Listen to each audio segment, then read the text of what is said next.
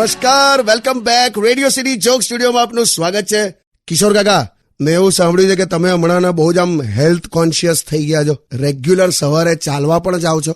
હા, એનું કારણ છે, મેં જે ગાર્ડનમાં સવારે ચાલવા જાઉં છું ને, ત્યાં 2 પ્રકારના લોકો વોક પર આવે છે.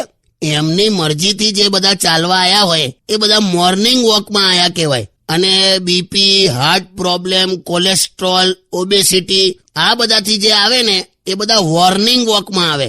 Warning walk? યસ, કેમ કે એમના માટે ચાલવું મહત્વનું છે, એટલે વોર્નિંગ ના અંડર જ આવે એ બધા. એટલે મોર્નિંગ વોક અને વોર્નિંગ વોક આ 2 જુદા કન્સેપ્ટ છે. આ ખરું તમે લાયા હા, વોર્નિંગ વોક. પણ ખરેખર કહું છું, તમે બધા જુવાનીઓ આટલું બધું તેલ ખાવાનું બંધ કરો. આ ઉત્તરાયણમાં મેં જોયું ઊંધિયામાં કેટલું તેલ, એટલે એટલું તેલ રેડે ને જાણે પેટની અંદર દીવા કરવાના હોય. દીવા હસીશ ના, તું આ કન્સેપ્ટ સમજ લાવો.